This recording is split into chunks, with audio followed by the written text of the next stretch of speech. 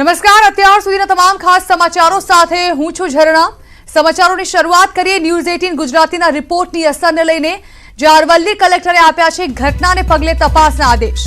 આપણે જણાવી દઈએ, અરવલ્લીના મોડાસામાં એક ભાડુઆતને ઘરમાં કેદ કરવામાં આવ્યા હતા। આ અંગે ન્યૂઝ 18 ગુજરાતી અહેવાલ પ્રસારિત કર્યો, ત્યારે મોડાસા પોલીસે ઘટનાસ્થળે પહોંચી તે પરિવારને મુક્ત કરાવ્યો હતો। આપણે જણાવી દઈએ કે આ પરિવાર ભાડું ન ચૂકવતા મકાન માલિકના પૌત્રો દ્વારા તેને ઘરમાં જ પૂરી દેવામાં આવ્યો હતો। મકાન માલિક સામે ગંભીર આક્ષેપો કરવામાં આવ્યા છે। પાડોશીઓએ આ ભાડુઆતના પૈસા એકઠા કર્યા અને તેઓએ ભાડુઆતના બદલે પૈસા ચૂકવ્યા, પરંતુ તેઓએ પૈસા ફેંકી દીધા। આપને બે અલગ અલગ દ્રશ્યો બતાવી રહ્યા છીએ, જ્યાં એક સમયે આ પરિવારને ઘરમાં કેદ કરવામાં આવ્યો હતો અને પાડોશીઓ દ્વારા તેઓને છોડાવવાની કોશિશ કરવામાં આવી રહી હતી। તે સમયના દ્રશ્યો અને બીજી તરફના દ્રશ્યો જે આપ જોઈ રહ્યા છો કે જ્યારે અહીં મોડાસા પોલીસ ઘટનાસ્થળે પહોંચી હતી અને ત્યારબાદ આ પરિવારને મુક્ત કરવામાં આવ્યો હતો। તેમની આઝાદીની આ તસવીર, બે અલગ અલગ તસવીરોમાં જોઈ શકાય છે કે એક તરફ ઘરનો દરવાજો બંધ છે, બીજી તસવીરોમાં આપને ઘરનો દરવાજો ખુલ્લો દેખાઈ રહ્યો હશે। 2000 રૂપિયા ભાડું ચૂકવવાનું હતું અને તેઓ ભાડું ન ચૂકવી શકતા મકાન માલિકના પરિવારને એટલો તો ગુસ્સો આવ્યો કે જે પરિવાર ભાડુઆત તરીકે અહીં રહેતો હતો તેને ઘરમાં જ કેદ કરી નાખવામાં આવ્યો। આ અંગે ન્યૂઝ 18 ગુજરાતીને જાણ થઈ અને ન્યૂઝ 18 ગુજરાતીએ પોતાની સામાજિક જવાબદારી સુપેરે નિભાવી આ અંગે અહેવાલ પ્રસારિત કર્યો। મકાન માલિક સાથે વાતચીત કરી, ધારાસભ્ય સાથે વાતચીત કરી। ઘટનાની ગંભીરતાને જોતા કલેક્ટરે તપાસના આદેશ આપ્યા અને તુરંત જ મોડાસા પોલીસ ઘટનાસ્થળ પર પહોંચી ચૂકી હતી અને પરિવારને છોડાવ્યો। दौर वर्षથી હું ઘરના મકાનના અંદર ભાડેથી રહું છું દાઉદ ચાચાના, અને મહિને રેગ્યુલર 2000 રૂપિયા ભાડું આપું છું। અને એના કારણથી આ લોકડાઉનના કારણથી મારા પરથી અમને પૈસા લાયા નથી। એક જ મહિનાનું ભાડું 2400 એટલે પૈસા આલો તો પૈસા એ 1000 રૂપિયા આપી દીધા, બે વખત કરીને 1000 રૂપિયા। તો આ 15 દિવસ હજુ તો આ 12 તારીખ આવશે ત્યારે મારા 1000 રૂપિયા કે 2000 રૂપિયા પૂરા જ આપો, તો કે લોક મારી દીધું, તાળો મારી દીધું। શું કરી હવે તમે? તો તાળો મારી દીધો, અમે અંદર હતા, રોટલી બનાવતી હતી। મેલાવાળાએ પૈસા ઉઘરાઈને પછી એમને ભાડું આપ્યું અને અમારો તાળો ખોવાયો। ચાચાના બે પોતરા હતા ને, એમને સભાપતિના બે પોતરા આવ્યા, એમને તાળું મારી દીધું। એમને તો ફોને કર્યું કે દાદા 1000 રૂપિયા આલ્યા છે અને 2 દાડામાં ખાલી કરવાનું કે છે। અહીંયા કેટલા વર્ષથી રહો તમે? હું 1.5 વર્ષ થઈ ગયું। 1.5 વર્ષ થઈ ગયું? 1.5 વર્ષ ઉપર 2 મહિના જેવા નીકળ્યા। તો સેટ પણ ધીરજ ના રે? ના, તમે રેગ્યુલર ભાડું આપતા હતા? રેગ્યુલર ભાડું આપું છું મહિના। તો અહીંયા આવું કર્યું? હા। મકાન કોનું છે? દાઉદ ચાચા સભાપતિ। એમનું પોતાનું છે કે એમના છોકરાઓ? એમનું છે। એટલું છે એમ? તો પછી આવું કરવાનું કારણ શું હતા? તો તહેવાર છે, તહેવાર તો મેં કીધું નાના માણસને ઉજવવો પડે, તહેવાર ગમે તે હોય। એમને બે ચાર દિવસ પહેલા બી આવ્યા હતા, તે છતાં બી એમને 1000 રૂપિયા આપતા કરતા એમને પૈસા ના લીધા। પૈસા ના હોવાના કારણે એ પાછા જતા રહ્યા। એ છતાં એ કઈ નહીં કહેતા કે એમને લોક મારી દઈશું। તો પૈસા ના હોવાના કારણે આ લોકો મારી મધરે સમજાય એમને કે આજે પૈસા નથી, 2 દિન પછી અમે ખાલી કરવાના છીએ મકાન। અમારું મકાન બની ગયું છે નગરપાલિકા દ્વારા, બરાબર? તો અમે ખાલી કરવાના છીએ, એ વખત તમારો હિસાબ પૂરો આપી દઈશું। કહેતા પ્રમાણે એ લોકો માન્યા નહીં અને 1000 રૂપિયા લઈને પછી એમને લોક મારી દીધું। અત્યાર સુધીમાં રેગ્યુલર ભાડું રેગ્યુલર ભાડું ટોટલ ભાડું રેગ્યુલર। અને મેં પાવતીએ માંગી પણ કે તારે પાવતીની હું જરૂર છે બેટા, જા હું લખી લઉં છું। કેટલું ભાડું છે? 2000 રૂપિયા। તો લોકડાઉનમાં માનવતા ભૂલાઈ, ભાડું ન આપતા પરિવારને ઘરમાં જ પૂરવામાં આવ્યો। અરવલ્લીના મોડાસાની આ ઘટના, જ્યાં સહારાનગર સોસાયટીમાં એક પરિવારને ભાડાના ઘરમાં કેદ કરી નાખવામાં આવ્યો। આ તરફ સુરતમાં એક ઘટના સામે આવી, જેમાં સીસીટીવીમાં પોલીસ કર્મીની દાદાગીરીનો વિડીયો કેદ થયો। સુરતના ભટારા વિસ્તારની આ ઘટના છે, જ્યાં શોપિંગ સેન્ટરના વોચમેનને પોલીસે દબંગાઈ બતાવી ઢોરમાર માર્યો। આ ઘટના 23મી તારીખ રાતની છે। જે સીસીટીવી સામે આવ્યા છે તેમાં સ્પષ્ટપણે જોઈ શકાય છે કે એક પોલીસ લાકડી વડે બેફામ આ વોચમેનને માર મારે છે।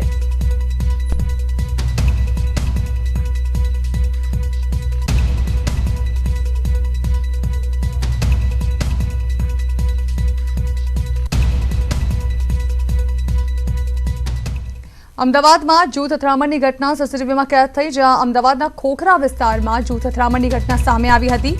મંદિરે બેસવા બાબતે તલવારથી હુમલો કરવામાં આવ્યો. પોલીસે હત્યાના પ્રયાસનો ગુનો નોંધ્યો છે. આ અંગે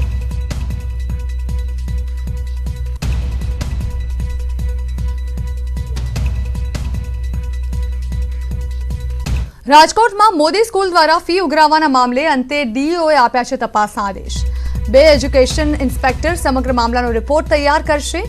કેટલા વિદ્યાર્થીઓ પાસેથી ફી વસૂલવામાં આવી, હજુ કેટલા વિદ્યાર્થીઓના ચેક પડ્યા છે, આ તમામ બાબતોની તપાસ કરવામાં આવશે. અગાઉ વાલીઓ દ્વારા અનેક ફરિયાદો કરવામાં આવી હતી, તેમજ યુથ કોંગ્રેસ દ્વારા પણ આ મામલે ડીઈઓને અનેક વખત રજૂઆત કરવામાં આવી હતી.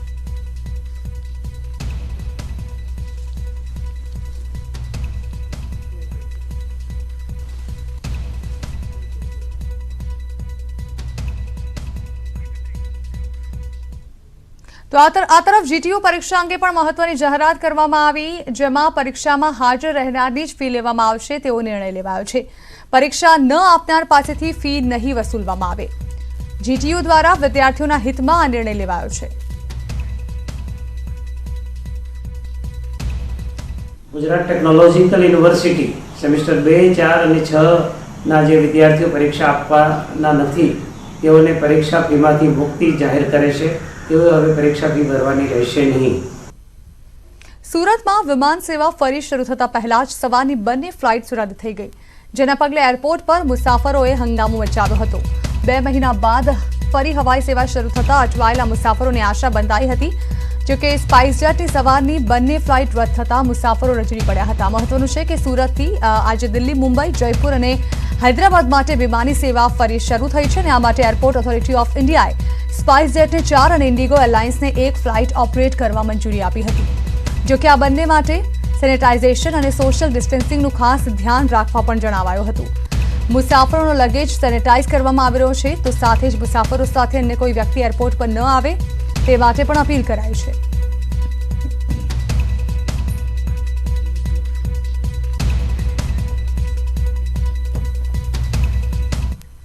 તો દેશભરમાં આજથી ડોમેસ્ટિક ફ્લાઇટ્સનું સંચાલન ફરી શરૂ કરાયું છે, ત્યારે દિલ્હી એરપોર્ટની બહાર કોવિડ-19 સંબંધિત પ્રોડક્ટ્સના સ્ટોલ લગાવવામાં આવ્યા છે. આ સ્ટોલમાં mask, face shield, PPE kit અને સેનેટાઇઝર સહિતની વસ્તુઓ વ્યાજબી કિંમતે વેચાઈ રહી છે. મુસાફરોના સામાનને ડિસઇન્ફેક્ટ કરવા માટે અલ્ટ્રાવાયોલેટ કિરણોયુક્ત મશીનનો ઉપયોગ થઈ રહ્યો છે. આ ઉપરાંત મુસાફરો માટે એરપોર્ટ પર ટચલેસ વ્યવસ્થા કરાઈ છે. બોર્ડિંગ પાસ કે બેગ ટેગ માટે સ્કેન એન્ડ ફ્લાય મશીન મુકાયું છે. પ્રવાસીઓ માટે ઓટોમેટિક સેનેટાઇઝરની વ્યવસ્થા કરાઈ છે. એરલાઇન પ્રમાણે અલગ અલગ પ્રવેશ દ્વાર નક્કી કરાયા છે. ચેક ઇન માટે લાઇન પણ અલગ અલગ છે.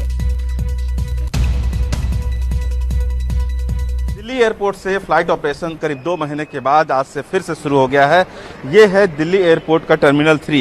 हालांकि दिल्ली एयरपोर्ट में टर्मिनल 1, 2 और 3 है, जैसा कि हम सभी जानते हैं, और फिलहाल सिर्फ 3 को ही ऑपरेशन करने के लिए इसको खोला गया है. आप देख पा रहे होंगे कि ये वो बगेज सैनिटाइजिंग जोन है, जो अल्ट्रावायलेट एक किरण होती है जिसके से ये सारे सामान होकर गुजरती है और इसे डिसइंफेक्ट कर रही है, ताकि जो सामान लेकर लोग आ रहे हैं इन सामानों को जैसे ही विमानों में ले जाया जाएगा वहाँ पे वो डिसइंफेक्ट होकर के जाए, ताकि कोरोना जो वायरस है उसके फैलाव को रोका जा सके. इसके अलावा जिस तरह से कहा गया है कि दिशा निर्देश दिया गया था, मंत्रालय की तरफ से भी कहा गया है, खासकर नागरिक उड्डयन मंत्रालय की तरफ से, कि लोग जो भी यात्री यहाँ पहुँचे वो अपना बोर्डिंग पास और जो सामानों का जो टैग है, बैग टैग, वो लेकर आए. लेकिन अगर किसी कारण से वो नहीं ला पाते हैं तो उसके लिए स्कैन एंड फ्लाई मशीनें लगाई गई है. यहाँ पे एक स्टाफ होता है जो मदद करता है किसी भी यात्री को बोर्डिंग पास लेने के लिए, और ये काफ़ी किसी तरह से भी ये टचलेस बनाया गया है ताकि जो है टच करने की स्थिति ना आए. इसके अलावा मैं बताना चाहूँगा कि यहाँ से करीब 4:45 में आज पहली जो फ्लाइट है वो पुणे के लिए उड़ान भरी है और वो करीब 7:30 बजे पुणे पहुंच गई थी. और जहां तक लैंडिंग की बात है दिल्ली एयरपोर्ट में, वो 7:19 में पहली फ्लाइट जो लैंड हुई थी वो अहमदाबाद से आकर दिल्ली के लिए आई थी और 7:19 में यहाँ पे लैंड हुई थी. आपको बता दें कि जिस तरह से कोविड-19 के खतरे बढ़ते जा रहे हैं, संख्याएं बढ़ती जा रही है, 6000 से अधिक संक्रमितों की संख्या लगातार बढ़ती जा रही है. ऐसे में दिल्ली एयरपोर्ट की तैयारियों को लेकर जहाँ तक की बात की जाए, आप देख पा रहे होंगे कि यहाँ पर जैसे ही एंट्री गेट है, यहाँ पे अलग अलग जगह स्टॉल लगाए गए हैं, जो किस तरह से जो कोविड-19 है उससे जो हम लड़ रहे हैं उसके लिए जो सामान हैं वो यहाँ पर रखे गए हैं। हालांकि इसके लिए भुगतान करना होगा और यहाँ पे कई ऐसे सामान हैं, सैनिटाइजर रखा हुआ है, पीपीई किट रखा हुआ है और मास्क रखे हुए हैं। इस तरह से तमाम हेड शील्ड भी है यहाँ रखे हुए हैं। ये तमाम ऐसी व्यवस्थाएं आज दिल्ली एयरपोर्ट में की गई है और आज जहाँ तक दिन भर की बात है तो करीब 350 से अधिक फ्लाइटें यहाँ से आज ऑपरेट्स होना है। हालांकि पश्चिम बंगाल और आंध्र प्रदेश के लिए फ़्लाइटों की जो संख्याएं थी वो कम हो गई, क्योंकि उन दोनों राज्यों ने जहाँ तक पश्चिम बंगाल ने 28 मई के लिए और आंध्र प्रदेश ने 26 मई से शुरू करने की बात कही गई है फ्लाइट ऑपरेशन के लिए। वहीं मुंबई, हैदराबाद और चेन्नई के लिए भी फ्लाइट ऑपरेशन कम करने की भी बात कही गई है। कैमरामैन अंकित के साथ अनिल, न्यूज़ 18 दिल्ली। તો દેશમાં 62 દિવસ પછી ડોમેસ્ટિક ફ્લાઇટ્સની શરૂઆત થઈ છે। દિલ્હીના ઇન્દિરા ગાંધી ઇન્ટરનેશનલ એરપોર્ટ પર આજે સવારે 4:45 કલાકે પુણે માટે વહેલી સવારે પહેલી ફ્લાઇટ રવાના થઈ અને જે 7:30 પુણે પહોંચી ગઈ। આ ફ્લાઇટમાં જનાર મુસાફરોએ કહ્યું કે પહેલા અમે ઘણા નર્વસ હતા, પરંતુ દરેક યાત્રીએ પૂરતી સાવચેતી રાખી હતી। ફ્લાઇટમાં થોડા ઓછા લોકો હતા। આંધ્રપ્રદેશ અને પશ્ચિમ બંગાળને બાદ કરતા આજ સાંજ સુધીમાં આખા દેશમાં ડોમેસ્ટિક ફ્લાઇટ સર્વિસ શરૂ થઈ ગઈ। કોરોના અને લોકડાઉનના કારણે સરકારે 25 માર્ચથી ડોમેસ્ટિક ફ્લાઇટ સંપૂર્ણ રીતે બંધ કરી દીધી હતી, તો ઇન્ટરનેશનલ ફ્લાઇટ 22 માર્ચથી જ બંધ છે। આ દરમિયાન કાર્ગો ફ્લાઇટ્સ અને સ્પેશિયલ ફ્લાઇટ્સનું ઓપરેશન ચાલુ રહ્યું હતું।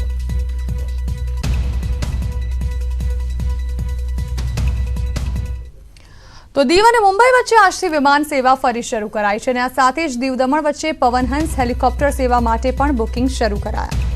મુંબઈથી એર ઇન્ડિયાની ફ્લાઇટ સવારે 8:39 કલાકે દીવ આવશે અને 9:15 કલાકે દીવથી ભુજ માટે રવાના થશે। ભુજથી 12 વાગે ફ્લાઇટ ફરી દીવ આવશે અને બપોરે 1:15 કલાકે મુંબઈ માટે રવાના થઈ। ફ્લાઇટમાં આવનારા પ્રવાસીઓએ નિયમોનું પાલન ફરજિયાતપણે કરવું પડશે। કન્ટેનમેન્ટ ઝોનમાંથી કોઈ મુસાફર નહીં આવી શકે। દરેક પ્રવાસીએ પોતાના મોબાઈલમાં આરોગ્ય સેતુ એપ ફરજિયાત ડાઉનલોડ કરવી પડશે। તો દીવ આવનાર દરેક વ્યક્તિએ 14 દિવસ ક્વોરન્ટીન રહેવું પડશે। पवनहंस से भी चालू होगा और उसमें भी एसओपी जारी किया गया है और जो भी लोग ऑफिशियल पर्पस के लिए ट्रैवल कर रहे हैं पवनहंस से, उन लोगों के लिए हम लोग टेस्टिंग करके they can, if the test come negative they can resume their work और बाकी भी जो लोग होंगे उनको हम क्वारंटाइन में रखेंगे। તો દેશભરમાં આજથી ડોમેસ્ટિક હવાઈ સેવા ફરી શરૂ કરાઈ છે, ત્યારે કેટલાક નવા નિયમો પણ અમલી બનાયા છે।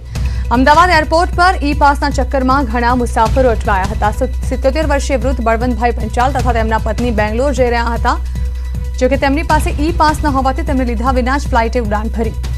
મુસાફરોનું માનીએ તો ઈ પાસ અંગેના નવા નિયમ તેમને અગાઉ જણાવવામાં નથી આવ્યા, જો કે એરલાઇન્સ કંપનીએ ફ્લાઇટ ચૂકી ગયેલા મુસાફરને સાંજે લઈ જવાની ખાતરી આપી છે।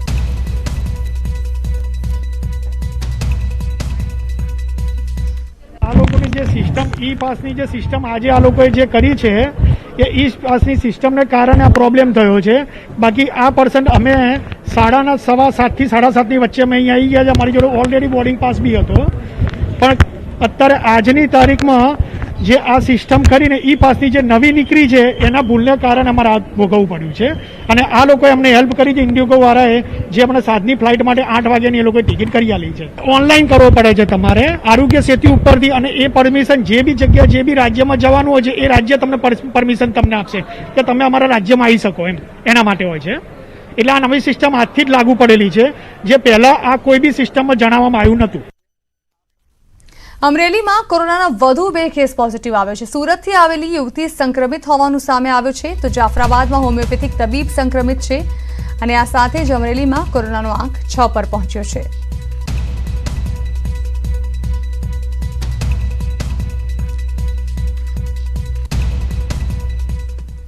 માસ્કના ભાવ અંગે થયું રાજકારણ। ગુજરાતમાં માસ્કના ભાવ પર રાજકારણ શરૂ થઈ ચૂક્યું છે। હાલમાં જ Gujarat chemist and druggist association સામે પડ્યું છે। એસોસિએશન હવે અમૂલ પાર્લર પર મળતા માસ્ક કરતાં પણ સસ્તા ભાવે માસ્ક વેચશે। એસોસિએશનના સેક્રેટરી રાજેન્દ્ર પટેલનું કહેવું છે કે આજથી સમગ્ર ગુજરાતમાં 50 રૂપિયામાં માસ્ક વેચાશે અને આ માટે એસોસિએશને અમદાવાદમાં 15,000 માસ્ક વેચવાનો ટાર્ગેટ રાખ્યો છે અને આ માટે અમદાવાદમાં 2500 મેડિકલ સ્ટોર પર ₹50માં જ N95 માસ્ક વેચવાનું શરૂ કરાયું। તો ગુજરાતમાં 32,000 મેડિકલ સ્ટોર પર માસ્ક વેચવાનું શરૂ કરાયું છે। રાજ્યમાં દરેક નાગરિકને સસ્તું N95 માસ્ક મળે તે હેતુથી આ નિર્ણય લેવાયો છે।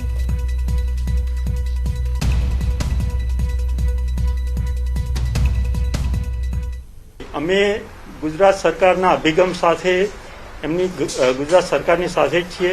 ગુજરાત સરકારનો અભિગમ છે કે આપણા રાજ્યના દરેક નાગરિકને સસ્તા અને સારી ક્વોલિટીના માસ્ક મળી રહે તે માટે અમારા એસોસિએશને પણ આ અભિગમ સાથે રહી અને સારામાં સારા રેટે આપણે માસ્ક આપી શકીએ એટલા માટે અમે એક આ પહેલ શરૂ કરી છે અને ગુજરાત સરકારના અભિગમને વળગીને જ અમે દરેક નાગરિકને સસ્તા અને સારી ક્વોલિટીના માસ્ક મળી રહે તે માટે પ્રયત્નશીલ છીએ.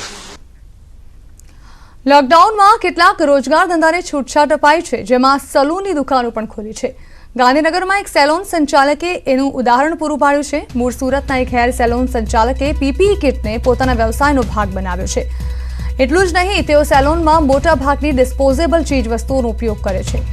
સેલોનમાં આવનાર દરેક ગ્રાહકનું પ્રથમ થર્મલ ગનથી સ્ક્રીનિંગ કર્યા બાદ તેને ડિસઇન્ફેક્ટ કરવામાં આવે છે.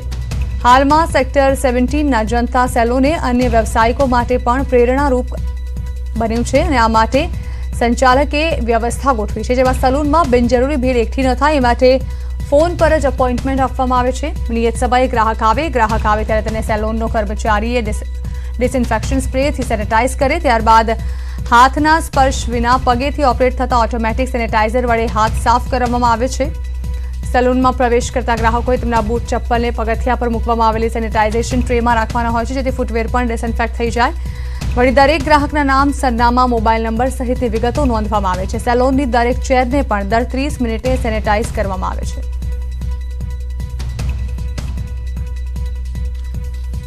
લોકડાઉન 4 એ નવા રંગરૂપ સાથે આવેલું છે અને જેની અંદર જે નોન કન્ટેનમેન્ટ ઝોન છે તેની અંદર સલૂન એ ચાલુ થઈ ગયેલા છે. હાલ અમે ગાંધીનગરની અંદર છીએ, રાજ્યના પાટનગરની અંદર પણ સલૂન ચાલુ થઈ ગયેલા છે અને સેક્ટર 17ની અંદર જનતા હેર આર્ટની અંદર અમે હાલ પહોંચેલા છીએ. અહીંયા સંપૂર્ણ રીતે તમે જે રીતે જોઈ રહેલા છો દ્રશ્ય, તો બહારની તરફ જે સેનિટાઇઝેશન કરવા માટેનો પંપ મૂકવામાં આવેલો છે.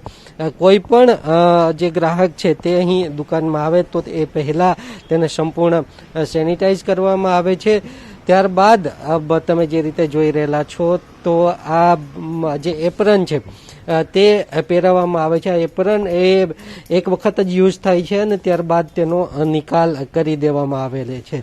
સાથે જ જે વાળ કાપનાર આર્ટિસ્ટ છે તે માસ્ક અને ગ્લવ્સ પહેરે છે. જે ગ્રાહક છે તેને પણ માસ્ક પહેરાવે છે.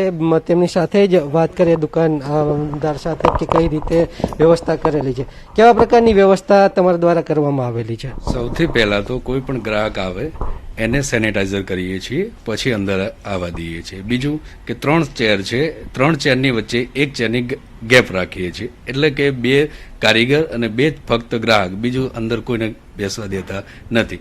પછી બહાર જે કસ્ટમર આવે એને દરેક જગ્યાએ અલગ અલગ ડિસ્ટન્સ જાળવી રાખવાનું કહીએ છીએ. તો ચોક્કસ જે દુકાનદાર છે અને ગ્રાહક છે બંનેની સુરક્ષા માટે યોગ્ય જે તમામ જે નિયમો છે તેનું પાલન કરવામાં આવે છે.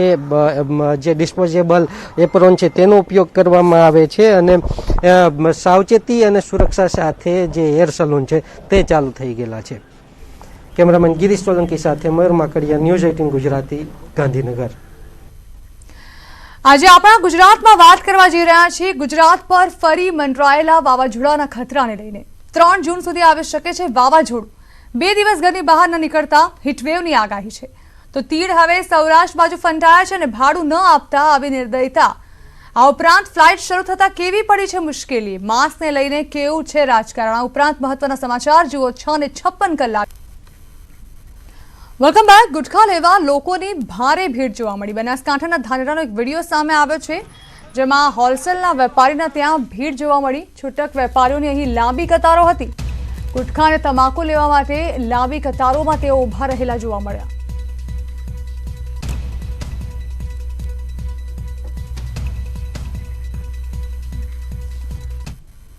સાઉદી અરેબિયામાં ગુજરાતી લોકો ફસાયા. 109 ગુજરાતી લોકોને વતન આવવું છે. 20થી વધુ વૃદ્ધો તેમજ 3 સગર્ભા મહિલા પણ અહીં ફસાયા છે. અમદાવાદના 55, વડોદરાના 28, સુરતના 7, ભરૂચના 6 અને ગીર સોમનાથ તેમજ જૂનાગઢ, પોરબંદરના લોકો અહીં ફસાયા છે. ફસાયેલા લોકો refinery, hotel, doctor, petrochemical, chartered એકાઉન્ટન્ટનું કામ કરે છે. અહીંયાથી અમે લોકો લગભગ છેલ્લા 1.5 મહિનાથી કોશિશ કરી રહ્યા છે. આજે જે COVID-19 ની પરિસ્થિતિને કારણે જે સાઉદી અરેબિયામાં ઘણા બધા ભારતીયો ફસાઈ ગયા છે, તો અહીંની ઇન્ડિયન એમ્બેસી અને ઇન્ડિયાની મિનિસ્ટર ઓફ એક્સટર્નલ અફેર્સ સાથે વાટાઘાટ ચાલે છે અને વંદે ભારત મિશન દ્વારા અહીંથી ઘણા બધા ઇન્ડિયન્સને ઇન્ડિયા પાછી લઈ જવાની તજવીજ ચાલી રહી છે. તો આ તરફ ગુજરાતના યુવકો કુવૈતમાં ફસાયા છે. અરવલ્લી જિલ્લાના 100 થી વધુ યુવકો કુવૈતમાં ફસાયા હોવાનું સામે આવ્યું છે, જેમાંથી ભિલોડા, મેઘરજ અને વિજયનગરના યુવકો છે. નાણાં ખૂટતા તેઓને હાલાકી ઊભી થઈ છે.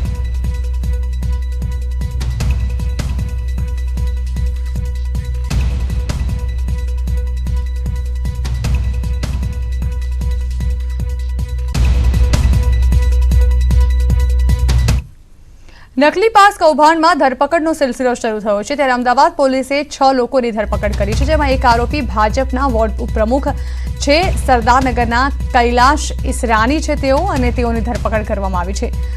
750ના બદલે 1000માં ટોકન આપવાનો આરોપ છે તેમના પર. શ્રમજીવીઓને વતન જવા માટે તેઓ 750ની જગ્યાએ 1000માં આપતા હતા આ ટોકન.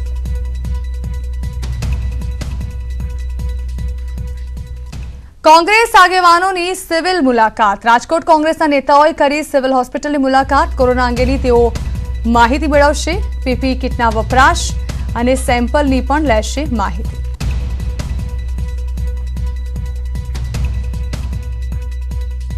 હું પણ કોરોના વોરિયર્સ છુંનું બોર્ડ મારી નીકળે છે એવા લોકોને પણ 1-1 કલાક આ કોરોનાના વોર્ડમાં બોલાવવામાં આવે એવી વિનંતી કરવા આવ્યા છીએ. અને જે લોકોએ વાસ્તવિકતામાં કામ કર્યું છે 2.5 મહિનાથી એમને અભિનંદન આપવા માટે આવ્યા છીએ. સાથે સાથે હાઈકોર્ટે જે સવાલો કર્યા હતા એના અનુસંધાને 2 સવાલ એવા અમે પણ કર્યા છે કે આરોગ્ય સચિવોમાંથી કોઈએ આ હોસ્પિટલની મુલાકાત લીધી છે ખરી? ક્યારેય કોઈ દવાઓ ઘટી છે ખરી? કલેક્ટરશ્રી કેટલી વાર આવ્યા છે? અને રાજકોટમાં 2 જ્યારે કેબિનેટ મિનિસ્ટરો છે અને વારવાર રાજકોટમાં જ રહે છે ત્યારે એ પણ સિવિલની મુલાકાતે આવ્યા છે કે કેમ? આના માટેના સવાલો અમે. ઉનાળાની કાળઝાળ ગરમીમાં સુરેન્દ્રનગરના છેવાડાના વિસ્તારો પાણી વિહોણા છે, ત્યારે પાણી પુરવઠા મંત્રી કુંવરજી બાવળિયાએ આ વિસ્તારોની મુલાકાત લીધી હતી. દસાડાના નવરંગપુરા અને આદરિયાણા ગામોમાં પીવાનું પૂરતું પાણી મળતું ન હોવાની ફરિયાદો વચ્ચે બાવળિયાએ આ ગામોની મુલાકાત લીધી હતી. તેમણે જે તે વિસ્તારોને ટેન્કર વડે પાણી પૂરું પાડવા તેમજ પાણીની સમસ્યાના લાંબા ગાળાના ઉકેલ માટે અધિકારીઓને સૂચના આપી હતી. અમારા અધિકારીઓને અહીંયા જ કે અત્યાર સુધી પાણી ક્યાંક નહીં પહોંચવાનું કારણ શું છે એ અંગેની સૂચના આપી છે. અત્યારે તાત્કાલિક જરૂર પડે ત્યાં ટેન્કરથી પણ પાણી અપાય અને લાંબા ગાળા માટે જે કંઈ સુધારણા કરવાની છે એ સુધારણા આ યોજનાની થાય અને પીવાનું પાણી ચોખ્ખું શુદ્ધ છેલ્લા ગામડા સુધી મળી રહે. સુરતમાં હીરાના નાના કારખાના શરૂ થયા છે, જેમાં નોન કન્ટેનમેન્ટ વિસ્તારમાં તેનો પ્રારંભ કરાયો છે. 5 કલાક સુધી આ બજાર ખુલ્લું રહેશે. ડાયમંડ એસોસિએશનની બેઠકમાં બજાર ખુલ્લું રાખવાનો નિર્ણય કરાયો છે. સવારે 8 વાગ્યાથી બપોરે 1 વાગ્યા સુધી આ કારખાનાઓ ખુલ્લા રાખવામાં આવશે. 5 કલાક હીરા બજાર પણ ખુલ્લું રખાશે.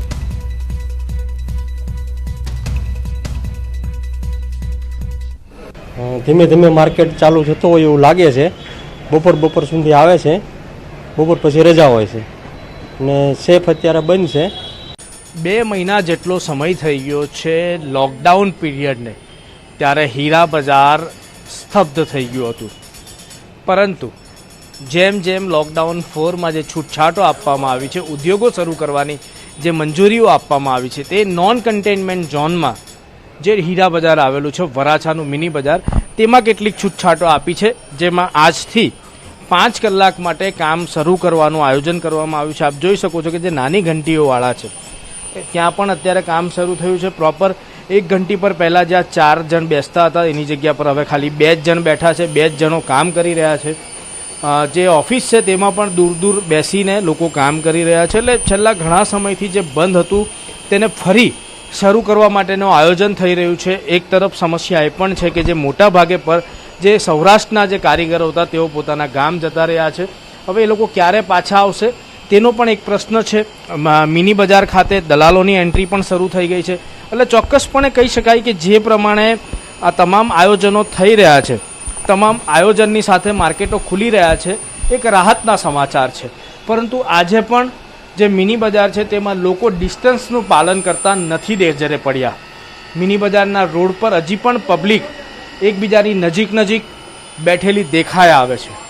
એક તરફ હીરા બજાર ધીરે ધીરે જે ખુલી રહ્યું છે તે તમામ માટે રાહતના સમાચાર છે, પરંતુ બીજી બાજુ જે લોકો ડિસ્ટન્સનું પાલન નથી કરતા તેમની માટે ચોક્કસપણે આ વિસ્તાર પણ જોખમમાં મુકાઈ શકે તેમ છે.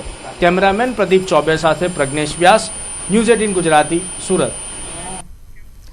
આજથી દેશભરમાં ડોમેસ્ટિક ફ્લાઇટ્સની શરૂઆત થઈ છે. જોકે રાજકોટ ચેમ્બર ઓફ કોમર્સે રાજકોટથી ફ્લાઇટ શરૂ કરવાની માંગ કરી છે. પ્રમુખ વીપી વૈષ્ણવે કેન્દ્રીય ઉડ્ડયન મંત્રીને રજૂઆત કરી છે કે રાજકોટમાં કેસની સંખ્યા પ્રમાણે ઓછી છે, ત્યારે ચેમ્બર દ્વારા રાજકોટથી મુંબઈ અને દિલ્હીની ફ્લાઇટ શરૂ કરવામાં આવે. ચેમ્બરે ચીમકી પણ ઉચ્ચારી છે કે જો 30 મે સુધી કોઈ ફ્લાઇટ શરૂ નહીં થાય તો ગાંધી ચિંધ્યા માર્ગે આંદોલન કરવામાં આવશે.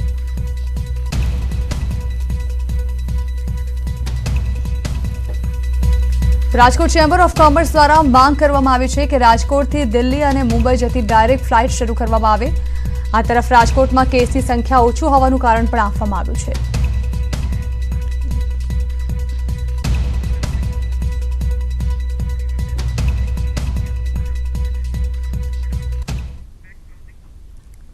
તો આ હતા અત્યાર સુધીના તમામ ખાસ સમાચાર. વધુ સમાચાર માટે આપ જોતા રહો ન્યૂઝ 18 ગુજરાતી.